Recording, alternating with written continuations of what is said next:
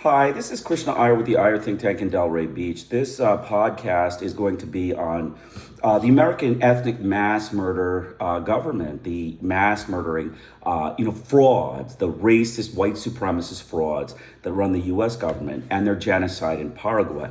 We're going to talk about it. We're going to talk about a few things about the news media frauds and the politicians, about their attitude towards reading books and scholarly activity, their, intelligentsia frauds that, propagandize about how we need to cut out people from intelligentsia and scholarship and, just create a white, fraudulent group of supremacists that, disseminate thought control ideas, just try to control the public's mind through thought control propaganda, the state propagandists of the U.S. government. Now, I'm going to read Genocide in Paraguay. I said this book, Genocide in Paraguay, is the focus of this conversation. I'm also going to talk about the Iran war towards the end of this topic, so that we want to, first see actually what America is capable of, and then we'll talk about the Iran war, the highlights, the most recent highlights of the war. So let's get started.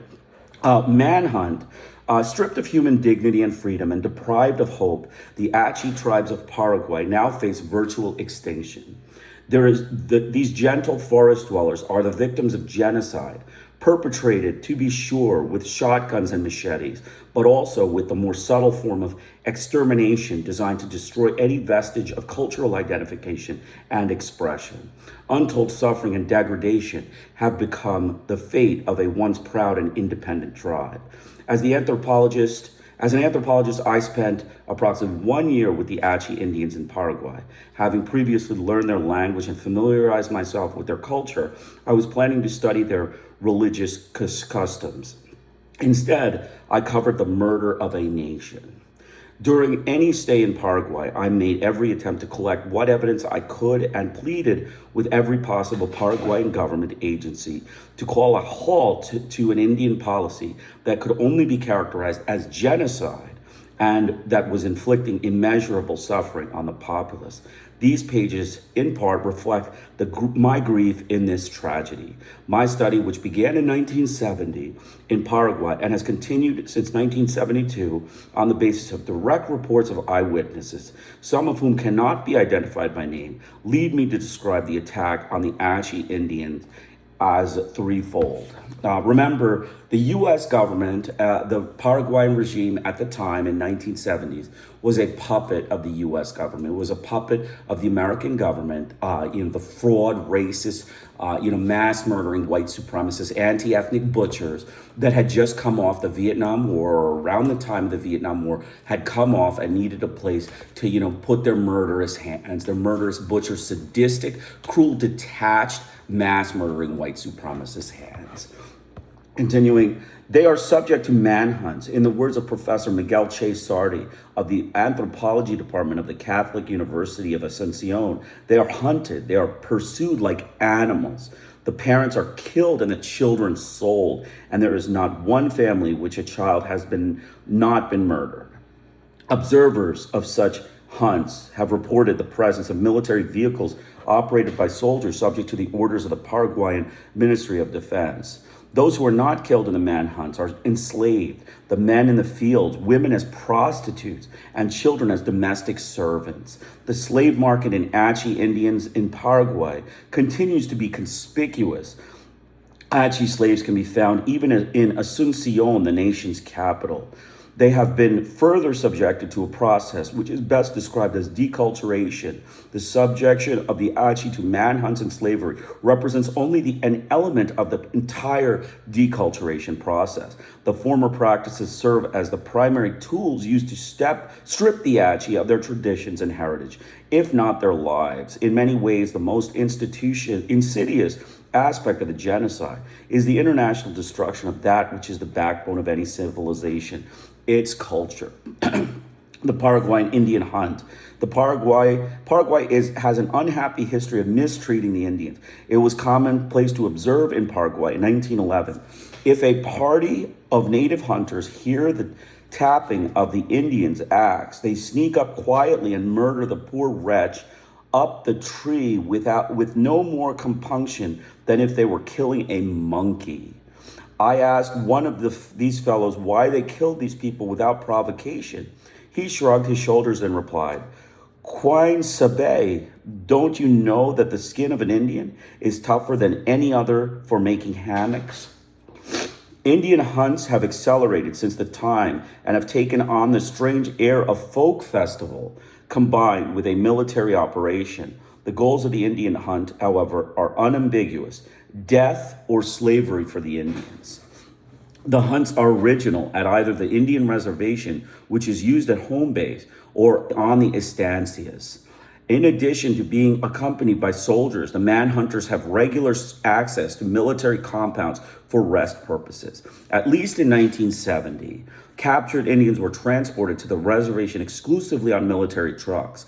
I personally observed the organization of some of these hunts, and my pleas for the cessation of these missions were ignored. Jean Aliano Bourganon, a senior officer of the Paraguayan Armed Forces and the member of the ruling political party, then the deputy director of the Indian Affairs Department of the Ministry of Defense, reported in 1968 that the Achi were close to extinction. This situation, he said, was the result of retaliatory actions taken against the Achis who resisted the occupation of lands.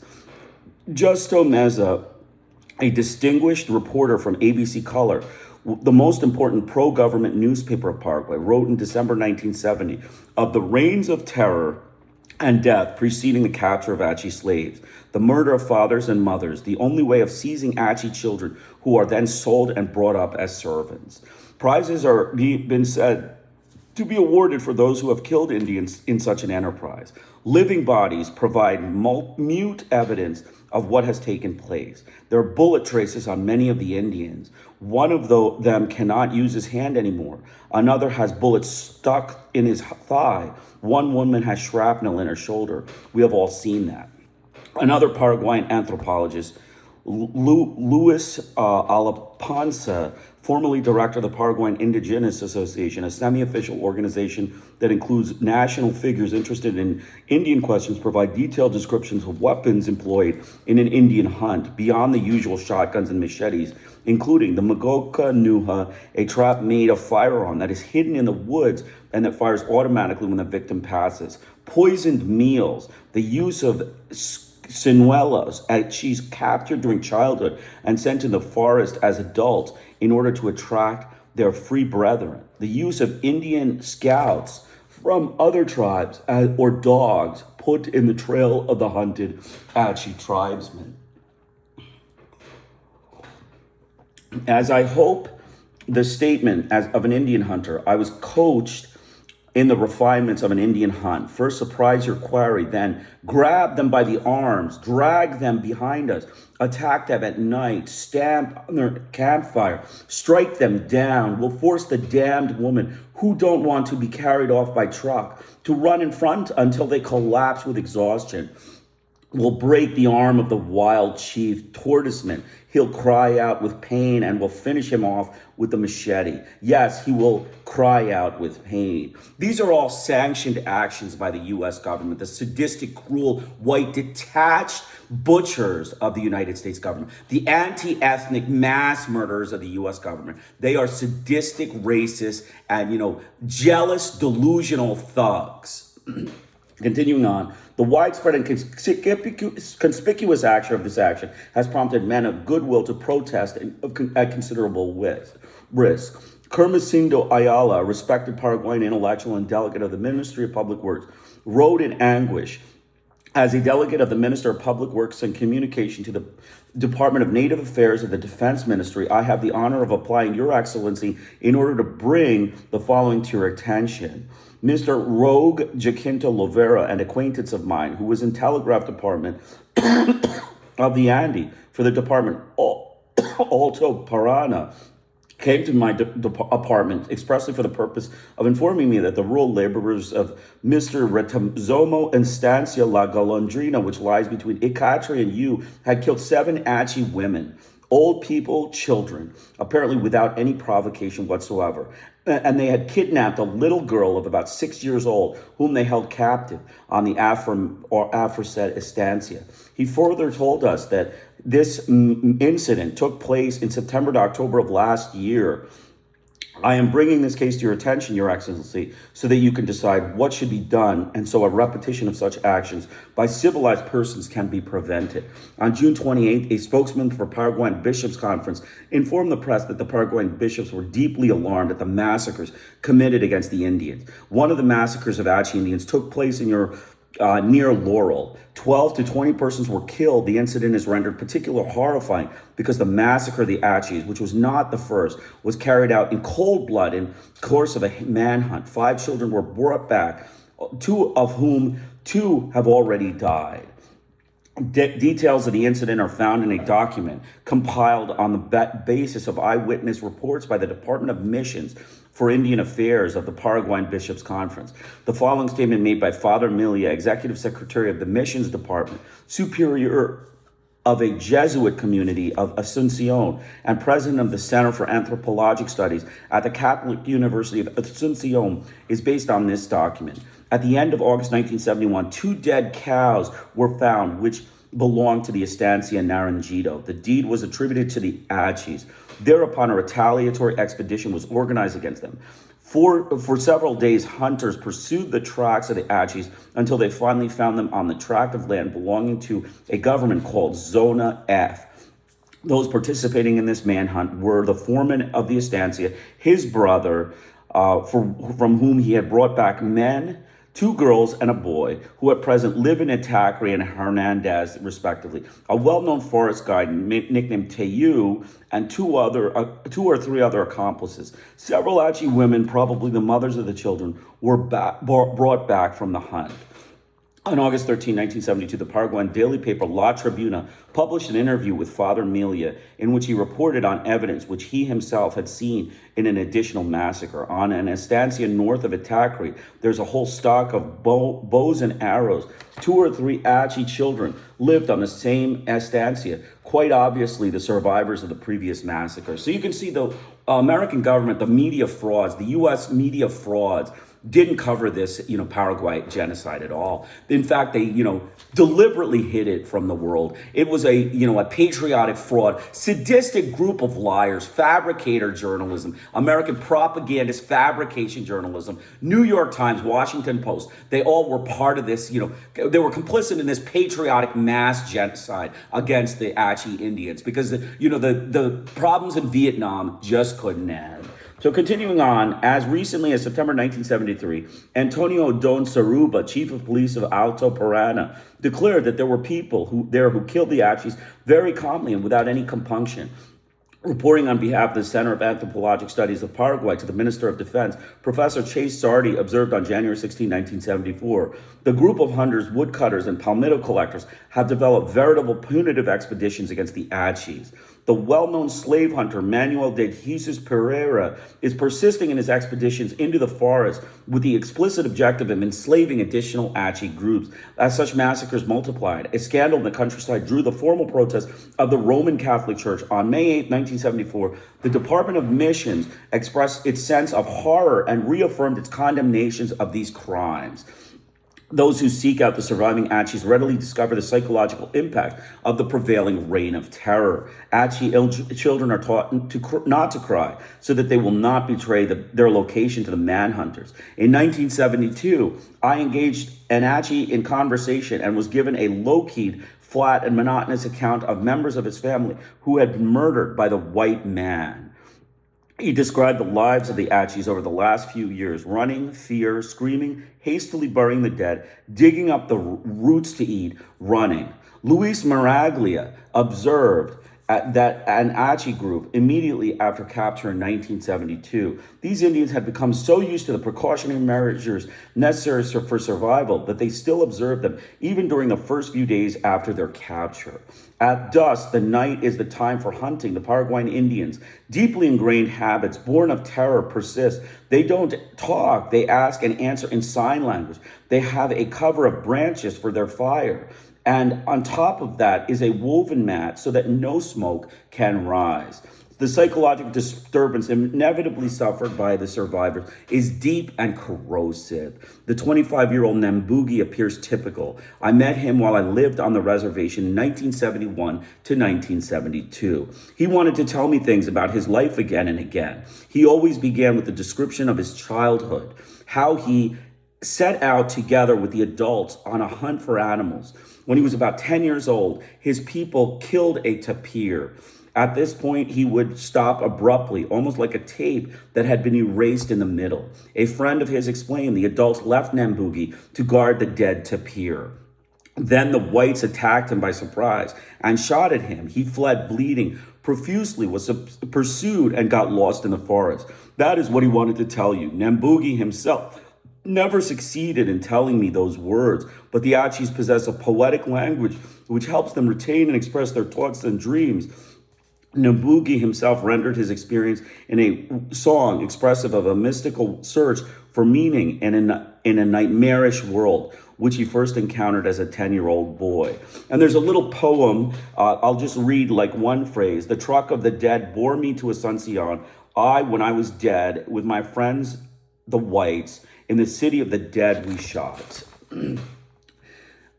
I killed our great monkey who lives with the sun. I all alone, with me, only the whites.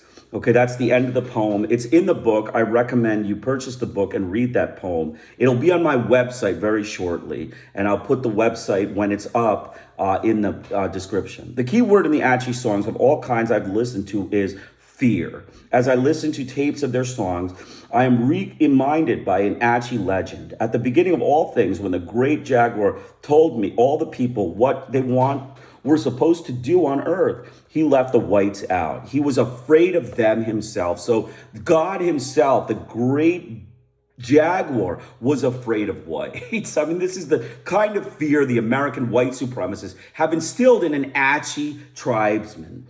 Slavery and deculturation. Slavery is widespread and officially tolerated. Colonel Infanzione, director of Indian Affairs of the Ministry of Defense, sought my goodwill by offering me a 15-year-old girl and then an 11-year-old girl, apparently for sexual purposes. The survivors of the Indian hunts are often made slaves. The following description is not atypical. Two hunters penetrated into the forest of Parana. They killed an Achi male and wounded a female, his wife taking possession of her children, a little boy of 10 years old and a baby girl. The boy was sold for a woodcutter of the Parana, the girl to a village family. These data are obtained from Kandegi, the Achi male, now an adult 15 years after he was captured. Data confirmed by his master. His sister, having served as a slave for many years, was put in the street when advanced pregnancy made it impossible for her to perform her tasks. As a reward for years of slavery, she bore on her shoulders a shirt almost too short to cover her nakedness. When, after the giving birth, she offered her services to another family, the latter insisted that she get rid of her daughter, a condition which she accepted in order that they should not both die of hunger. She gave her daughter to a family without children. So you can see very clearly that the U.S. government's population control is this approach. We have like a one-child policy across the world in many nations that want to cut births down. But the U.S. government says that, you have a child, you get thrown on the street. And when you can't work, you get thrown on the street. No 6 weeks labor, none of that. No FMLA, none of that stuff. You get thrown on the street. And after you get thrown on the street, you come back and you have to give your child away. So we recycle children. That's the U.S. sadistic mass murder, anti-ethnic butchers. Slaves, however, are also secured from the Achi reservation. The following, in turn, is a characteristic description of the use of slave labor in fields. About 15 kilometers from you, in the Estancia Curusu of Mr. Manuel Caceres, somehow we don't know how, but 30 Achis, and in addition, several Achi children who had been separated from the present and parents and relatives were brought here. Among them, following could be identified: Tomasa, 13 years old; Emilio, 7; Regina, 10; Miguel, 5, easily identifiable because of a large burn to his buttocks. The administrator of the estancia refuses to give the children back to their parents. The adults have to work without any sort of wage, only for their food. I could also see that some of the especially strong-bodied Achi Indians who were submissive to their master served as prison guards of the other Indians and kept them from returning home. On another estancia, about 20 Achis, according to the statements of the inhabitants of Yu, soldiers are employed to prevent the Achis, who have worked for barely edible food, from escaping. They are punished severely if they do not work. They are charged with the work they're charged with. The neighbors told us very forcefully in private that 3 of the Achis, Lila, Juanita, and Lucia, had been sold to people who came from Asuncion to fetch them. The price of the Indian slaves has fluctuated between $5 and $1.25 over the last 5 years. They're sold irrespective of splitting up the family hunts. The enslavement, productive of the stress, has accelerated cultural disintegration. Weeping songs, traditionally part of the Achi culture, have taken a poignancy born of persecution. I translated a song about the contrast between the old free life in the forest, when the Achis only worked for themselves and the great father of their religion, and their present life on the reservation, where they serve the whites and where their old chiefs and the great father are displaced by the big bosses. We who once men never will rove freely through these tree of forests. We will never leave our big boss, who put on a big chieftain's headdress. Now we will never again find sustenance between our forefathers, the trees of the forest. Our girls, who were beautiful flowers, were stopped on by the whites, were carried off violently from far away for the long big houses and the whitewashed walls. The song is for those who will never again be human. On the reservation, the Achis and the victims of brutal and insidious form of torture designed to destroy their most fundamental sense of cultural identity. The process begins immediately after capture and transportation to the reservation. Here, the Indians are initially deprived of nourishment and medical care and subjected to severe physical abuse. Despair, hunger, and disease soon overwhelms the captives. Evidence of his progression from health and disease, despair, and death can be seen in photographs in the book. Deculturalization is essentially carried out by the coercive relocation of these forest-dwelling peoples from familiar environs to the unfamiliar setting of either the Indian reservation run by the Paraguayan Ministry of Defense or to the estancias, where they are installed as slaves. On both the reservation and the estancias, the Achi are prohibited from engaging in their normal group activities. Undernourished, in particular on the reservation, they are subjected to stress and psychological degradation calculated to break the body as well as the spirit. The physiologic and mental mental shock which occurs among the newly captured Achis on the reservation must be understood within the context of their previous existence. They are deprived of the very thing which they, like all nomadic groups, value even above life: freedom, unfettered movement through the primeval domain, the forest. Perhaps more Achis have died during the last few years on the reservation than outside. Reliable sources such as the anthropologist Chase Sardi and Leon Cardigan and the church dignitary and anthropologist Father Melia have called a reservation a concentration camp, a dirty pigsty, or simply an Achi graveyard. Influenza epidemics, to which the Indians are particularly vulnerable on the reservation, are exacerbated by the willful withholding of medications by administration officials. An Indian suffering from the bite of a venomous snake will be denied life-saving serum. During my stay on the reservation in 1972, I was physically prevented by administration officials from offering Indians medicine or nourishment. I witnessed an Indian chief brought captive to the reservation. He had clothed himself in funeral garb in expectation of immediate death. And another chief had been tortured with fire and had been kicked in the testicles by the senior administrator on their reservation. Both Indian leaders were displayed and their followers as broken symbols of authority. The torture and humiliation of Indian chiefs is not isolated. It constitutes a standard practice designed to produce the disintegration of group identity. But this is not all that transpires on the reservation. The Indians are denied the right to sing their ancient songs. The rights of their religion are denied to them, even in death. Inevitably, the Indians, like any other men and women under the conditions, abandon the will to live. They sing about their impending death with resignations of religious hope. like us, but without misery and malice, stand the dead, and with great animal faces, upright and proud, in the expectation of the Achi. The intentional destruction of the family and of figures, of authority, and prohibition of the practice of Achi customs all contribute to a state of inordinate anxiety, expressed, however, by the Achi and smiles of docility of the presence of the persecutors. Denied access to the native forest, deprived of their folkways and religious comforts, denied both cultural and political leadership from their own ranks, deprived, in fact, of all that can be identify them as human, the Achi succumb to disorientation reminiscent of the first stages of psychological and physical traumas suffered by prisoners of war, and its final stages to the torment suffered by the inmates of Nazi extermination centers. Once their spirit is broken, though surviving the ordeal may suddenly be subjected to comparative kindness. These alternative patterns of cruelty and kindness succeeds in producing complex emotional reactions in the Indians, ranging from feelings of complete dependency and apathy to a sense of identification of the oppressors. The malignant effect of the deculturation process is sufficiently extensive to permit the use of reservation as a manhunt center where tamed Indians are trained in fratricide. Jesus Pereira, an administrator, ordered the captive Achis hunt from the free Achis if they wished to achieve the recognition of human. Driving the tame Achis to fratricide was readily accomplished because of the demoralization of captive Indians and the systematic degradation of their cultural heritage. So you can see the U.S. government fostered this Nazi extermination of the Indians in Paraguay, a racist group of white supremacist savages, sadistic mass murder, and anti-ethnic butchers. The same ones that are, doing their dirty work across the world in South America and the Middle East.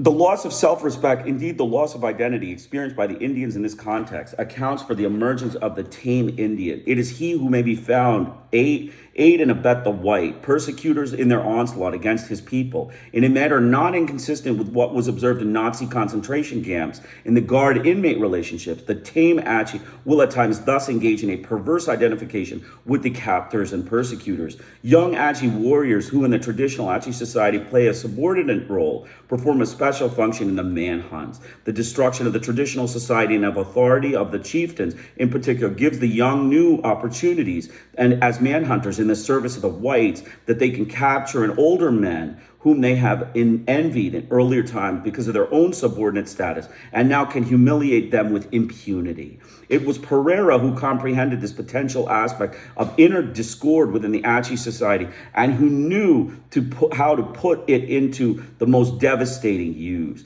The conditioning serves another function as well. It produces docile Indians who are sometimes taken to Asuncion and exhibited to the public. Thus, the good image of the reservation, as illustrated by the well-fed and smiling Achi photographed by the New York Times reporter in 1974, is preserved. Contrary to official Paraguayan policy statements, however, starvation is, as previously stated, is periodically induced. A dependable witness informed me there was an Achi on the reservation who, in order to be able to buy food, sold his son to a settler for 80 guarans.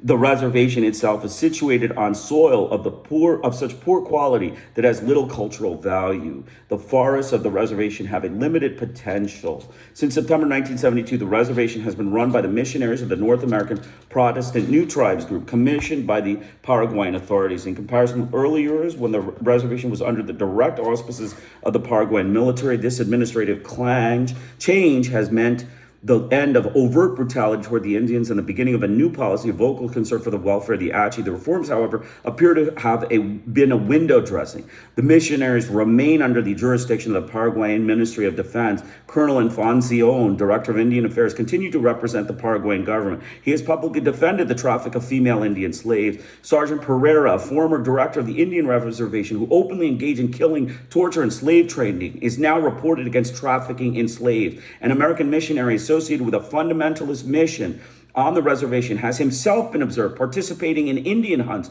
within the forest areas and beyond that in the lucrative side of sale of captives in his charge. In short, inhuman conditions still persist, and recently proved by Norma Lewis, a British reporter who specializes in the problems of South American Indians. His essay is included in this volume. In another, one more important respect, moreover, fundamentalist missionaries have followed the official line of the Paraguayan Indian Affairs Department with greater cruelty than their predecessors. They have attempted to continue to attempt to secure the rapid cultural integration of the Achi at almost any cost. They are notorious for civilizing with a sledgehammer. In Professor Chardy's words, they confuse the essential principles of Christianity and the particular values of Western culture to teach the latter as though they were the former. They regard the Indians as degenerate and given to dealings with the devil, systematically oppose the few remaining tribal customs and ceremonies, which they regard as a pagan.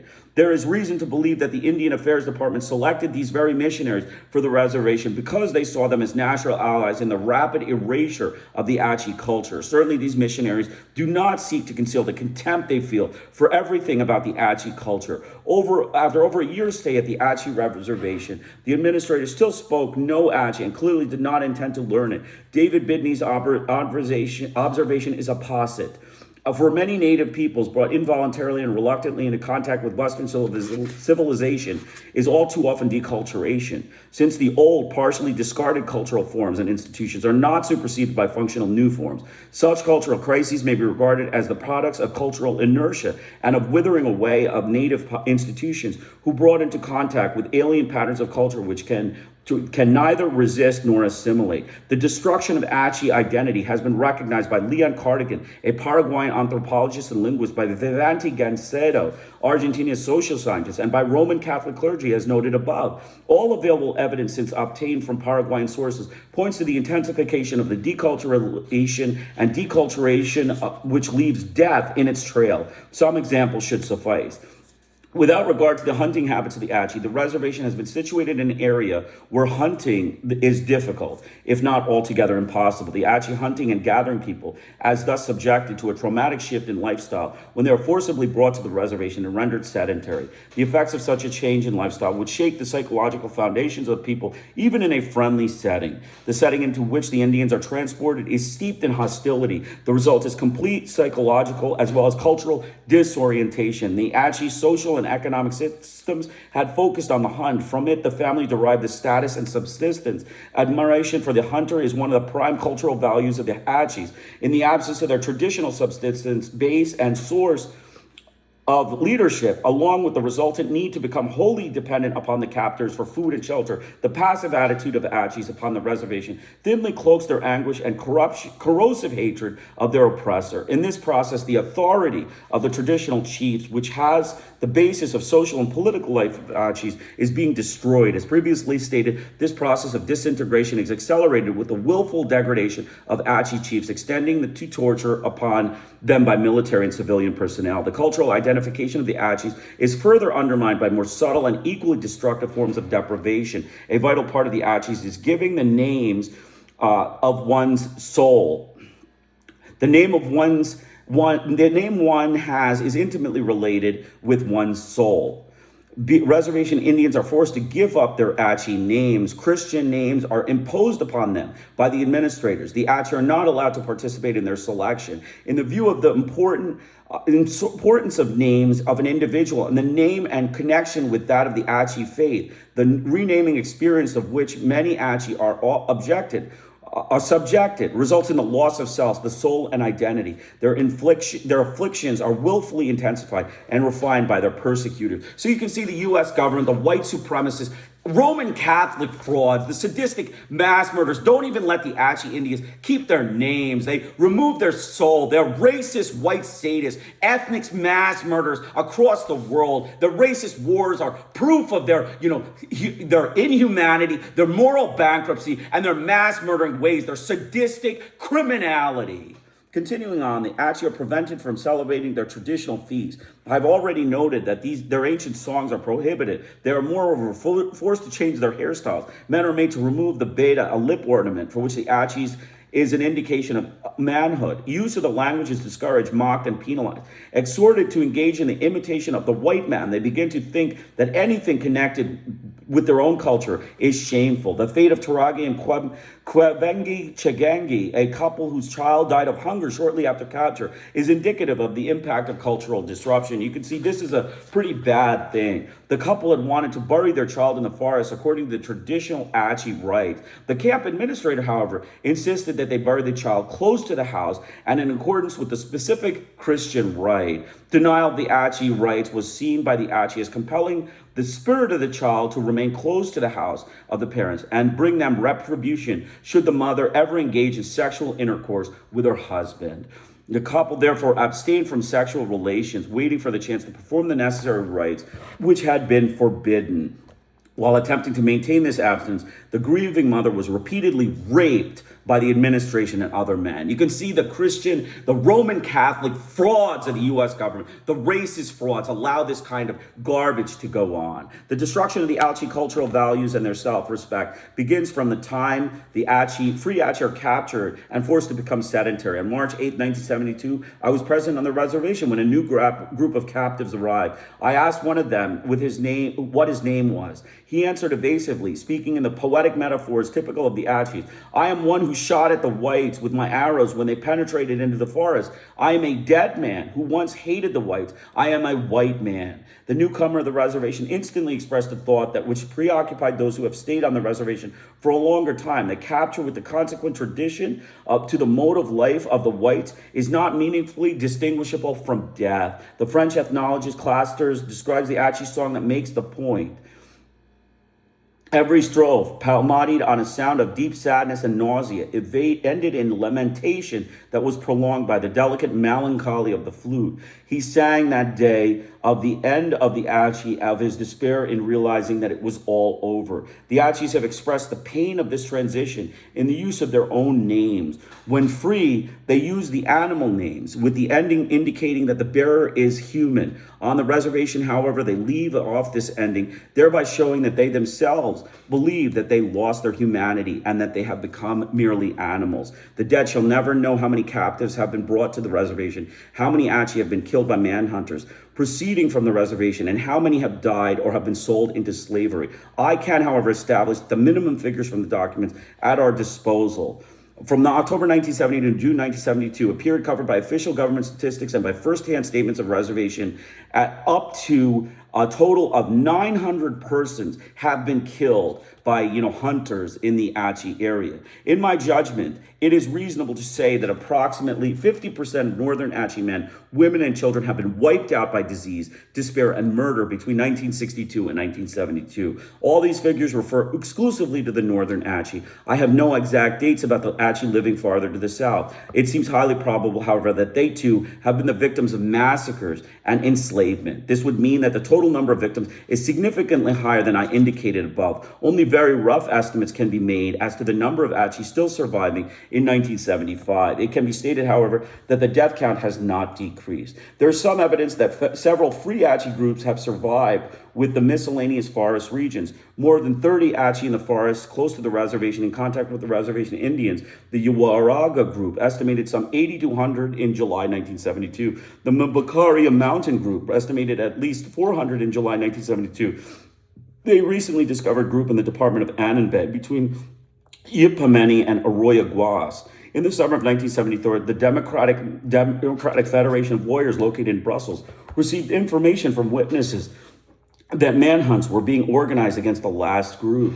It protested by telegram the General Stroessner and sought his incessant intercession against the impending massacres. His telegram remained unanswered. No data are available about the actual situation of the Hondo Creek and the Monde River groups, which in 1970 and 1971 totaled some 80 persons at least. I do not know if these groups exist. Summarizing, I can then conclude by giving the following rough estimate. Some 800 to 1,200 Achis may still be alive and free in their ancestral forests, and they may still benefit from aroused opinion of mankind.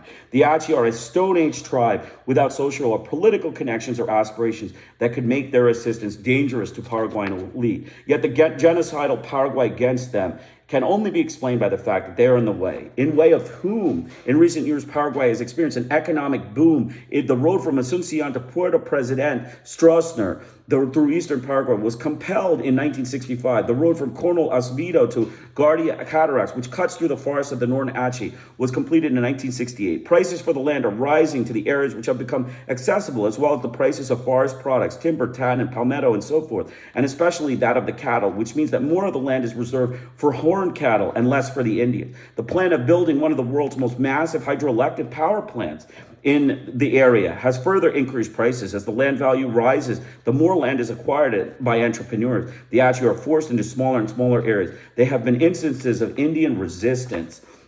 Thus, the Achis are inconvenient. Father Millie explains the results of inquiry by the Department of Missions of the Paraguay and Bishops Conference. The new invaders of the forest, woodcutters, palmetto cutters, collectors, and landowners want to have the forest clean. They are bothered by the presence of ancient owners in the forest.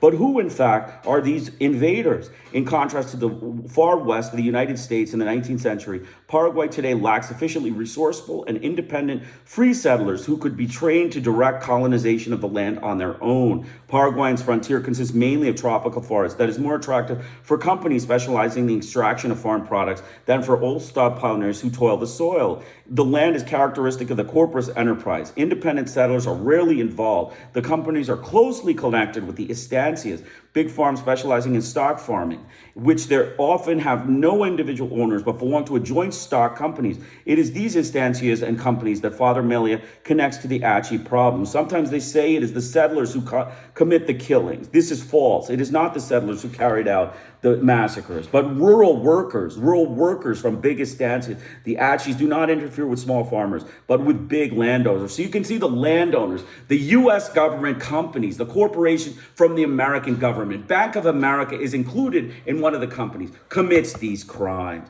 A closer look at the land and zone of question will confirm the opinion. In eastern Paraguay, according to a North American U.S. aid report, 100 ownerships of more than 10,000 hectares each account for more than 6 million hectares, which together was worth about 600,000 hectares owned by the state, account for 40% of eastern Paraguay. Cattle are raised on big farms rather than small settlers, and cattle are both literally and figuratively priced above Achi lies. According to the 1956 census, almost 60% to 70% of the cattle were on units of 1,000 hectares or more. And in 1961, the census shows that approximately 150 operatives account for a third of the total cattle in Paraguay. So you can see the cattle are more valuable than the Achis. This is the American frauds, the white racist, sadistic mass murder, cruel, inhumane frauds of the American government.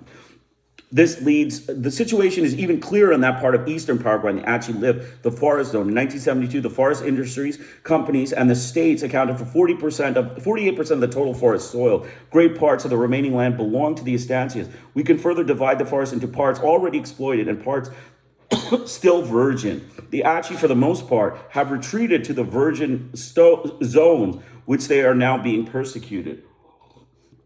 Here, 64% of the soil is owned by the forest industry companies. Obviously, it's the forest industry companies, the state, and the estancias who would be interested in having the forest cleaned up with a genocide. This leads to the question of who owns the companies and the existence. The Paraguayan Ruben Barrios Sawyer, and a rather well-documented book about this country, affirms that 20 enterprises with a majority of foreign shares owns 30% of the Paraguayan territory, and 15 enterprises with a majority of foreign shares owns more than 20% of the total Paraguayan stock of capital. The economist Frederick Ventura writes about the branches of the Paraguayan industry who promote the penetration of the forest. Foreign capital accounts for almost all important branches of the industry, tan and meat wood. They constitute, in fact, islands which give little dynamism to the economy as a whole. Their investments are not directed in a sense of favoring Paraguayan interests. The distributions of land, which I have described, also leads us to the question of the role of the state. The Paraguayan government is one of the big landowners in the Achi region, and several of the massacres have been committed on a state-owned property. According to the Paraguayan authorities, they are not implicated in these acts, but have, on the contrary, established a reservation as a shelter for the persecuted Achi. The genocidal role of the reservation has been dealt with. Mr. Jesus Pereira, whose conduct I described above, acted in the reservation administrator until 1972 September. While holding the office, he served as non-commissioned officer of the Paraguayan army, and as such was subject to military orders. As administrator, he was directly under the jurisdiction of the Indian Affairs Department of the Defense Ministry, whose director, Colin Tristan Infantzon, was in turn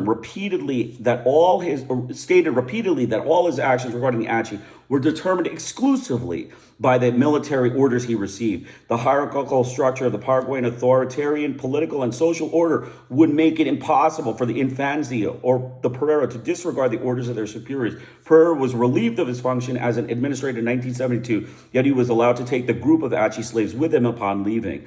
More, the argument used by the Paraguayan authorities that the military can only protect the Achi from persecution by gathering them together in a reservation is a transparent falsehood. Taken seriously, it would imply that the Paraguayan army is unable to protect the Indians against manhunts outside the reservation. The truth of the matter is that the Paraguayan army has proved its efficiency and absolute control over the country for over 20 years, and in so doing has crushed all serious guerrilla and political opposition. It included mass murder in prisons, U.S. government sanctioned mass murder in prisons. This is another one of the U.S. right-wing military dictatorship of General Stroessner that the U.S. government funded, in indulgent lavish, the white racist frauds of the American government funded in lavish. It is safe to conclude that the genocide of the Achi Indians is a reality in Paraguay. The crime against the Indians is perpetrated, as all crimes are, by individuals. Responsibility for this crime must be reasonably imputed to estancia owners, reservation administrators, and their staff, government officers, and ultimately to the Paraguayan government itself. And by virtue of the Paraguayan government being a puppet state of the United States, it should also be the U.S. government. So we're going to continue on. We want to talk a little bit about U.S. news frauds. We're going to talk about the Iran war, don't you worry, but we're going to talk about U.S. news frauds. For the bureaucrats and politicians that the U.S. government says they find reading books unnatural, elitist, and impractical. Now let's talk about how much it costs for truthful dissemination of books versus Google versus YouTube. Books are, of course, lower reach. American publics are fascist, patriotic frauds, but other countries' people do read books. About 10 to 15% of people in the world, group of population will read books. American public, maybe 1% of white frauds, white racist American fascist frauds will read books. Google reaches all white fascists and all who want to destroy their minds. So Google is, the reach is infinite. It reaches everyone. Books are much more truthful and comprehensive communication with the reader and are not distracted by ads or technological sadism or any other problems. Books are very practical. Unlike the U.S. government's white supremacist, laws, they're frontiersmen laws, that books are impractical, elitist, and unnatural. They feel that ethnic slaughter is unelitist, natural, and practical. So you can see their, place of mindset, their place of sadism mindset.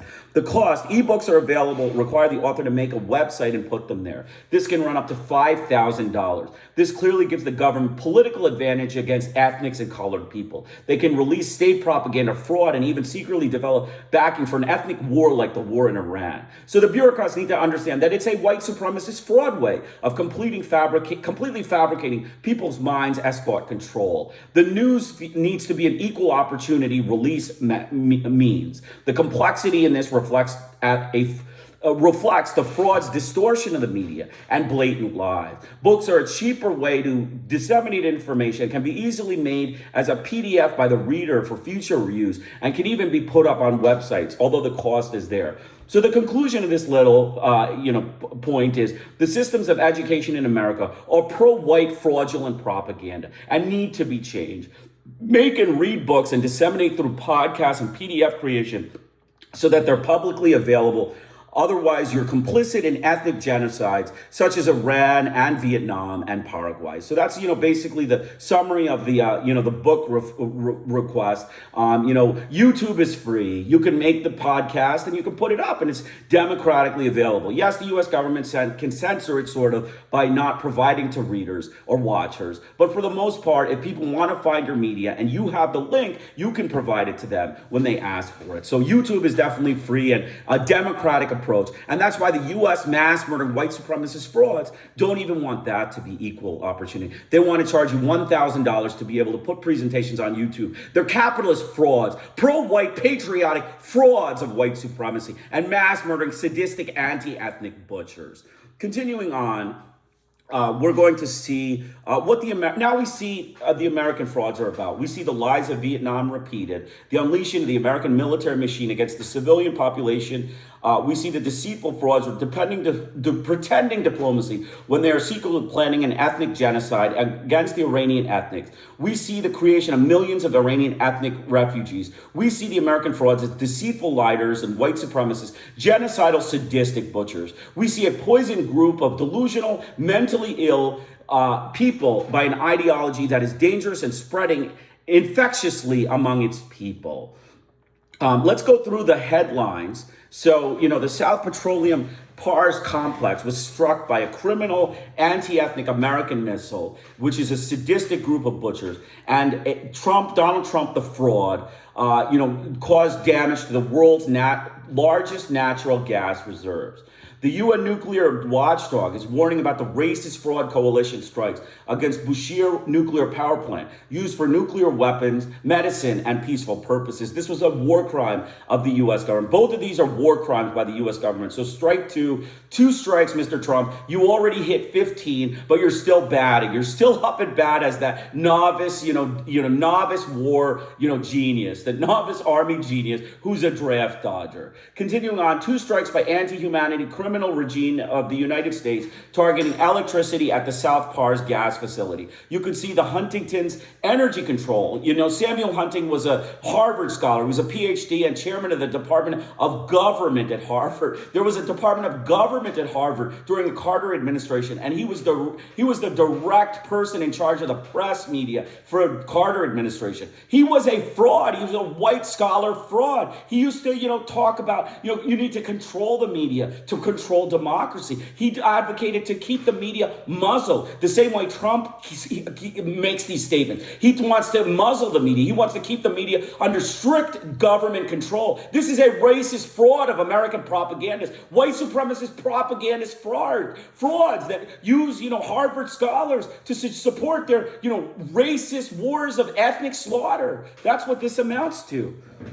The alternative supply route has been found by South Korea and Saudi Arabia. They have decided an additional supply route outside the Strait of Hormuz. And I wanted to say that many countries, Turkey, China, Japan, Korea, and other ships are passing through Hormuz without Iranian interference. Obviously, again, a propagandist move by Trump for ethnic racist slaughter and possibly ethnic genocidal destruction of Iran. The peace officer for the U.S. coalition was rejected on the grounds that they will regroup in Iran and Lebanon, and it is meant to buy time for imperialism.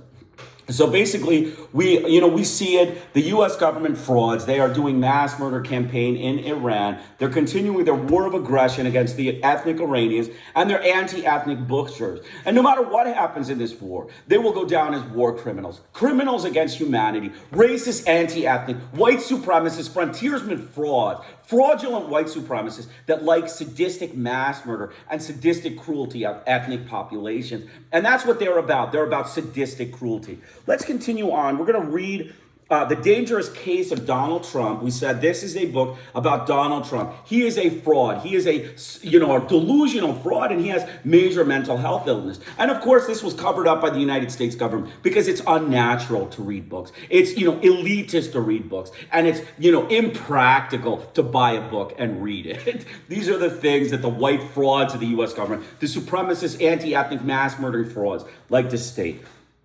Trump's fast forward 80 years in the 2016 when Trump once again achieved success beyond anyone's wildest imagining. He became addicted to rallies where he excited crowds with his hypomanic charisma and where in turn he threw gasoline into the fire of his hypomanic grandiosity. This culminated in the Republican National Convention at which Trump made a grandiose statement that encapsulates all. Only I can fix it.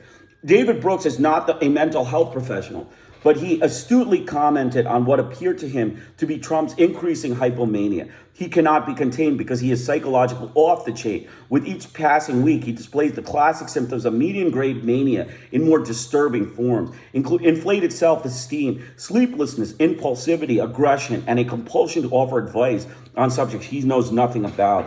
His speech patterns are like something straight out of a psychiatric textbook. Manic's display something called a flight.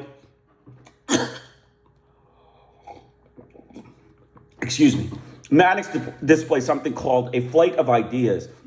It is a form of thought disorder in which ideas tumble forth through a disordered chain of association. One word sparks another, which sparks another, and they're off to the races. As one trained psychiatrist said, to compare Donald Trump's speaking pattern to Robin Williams' monologue, but with insults instead of jokes. Trump's first hypomanic crash resulted not only in a few bankruptcies, but while he was president, the consequence could be on a scale so vast it's difficult to contemplate. Let's put these two moving parts together, bad and mad. Trump is a profoundly evil man exhibiting malignant narcissism. His worsening hypomania is making him increasingly more irrational, grandiose, paranoid, aggressive, irritable, and impulsive. Trump is bad, mad, and getting worse. He evinces the most destructive and dangerous collection of psychiatric symptoms possible for a leader. The worst case scenario is now our reality. Often as therapists, we're called on to help our patients see that their life circumstances are not as catastrophic as they might feel. In the case of Trump, however, our job is opposite, to warn the public that the election of Donald Trump is a true emergency and the consequence most likely will be catastrophic. It's a catastrophe that might have been avoided if we in the mental health community had told the public the truth instead of allowing ourselves to be gagged by the Goldwater rule. See something, say nothing appears to be the American Psychiatric Association's motto when it comes to national security. History will not be kind to a profession that aided the rise of an American Hitler through silence. So you can see he's condemning the American Psychiatric Association, gagging of the Goldwater rule. The Goldwater rule, made to protect the, white supremacist, anti-ethnic fraud mass murders that run the U.S. government. The American, Psychiatric Association. It's a white supremacist regime of frauds. It's, fraud, white supremacists. They use the Goldwater rule, which is Goldwater. Mr. Goldwater was, running for president, and he was, basically called a psycho. He was called a psychopath. All of the psychiatric criteria were there, but he sued and he won the lawsuit because the U.S. government are a bunch of pro-white frauds, the propagandist frauds, and when it comes to any kind of proper justice, they decide in favor of the white psychiatric delusional fraud. That's all it is. They always decide in favor of the insane white fraud, the psychiatric delusional fraud of the whites in America. So continuing on, so you can see that not only is America conducting a genocide, a criminal war against the Iranian people since, February 28th, but they allow a sick man in the White House. He is a malignant narcissist, a manic depressive person. These facts are clear. He scores over 30 on the HARE clinical psychopathy index. 34, clearly in the realm of clinical psychopath, as 30 is the minimum for psychopathy. So the American frauds are allowing him to slaughter ethnics in Iran, even though he is a psychopath, showing their sadistic, racist contempt for Iranian Muslims, knowing he is sick. This is a group of dangerous American frauds, racist mass murders of ethnics, and guilt-free slaughterers of human beings. They are sick white supremacists, totally bankrupt American and mentally ill butchers. So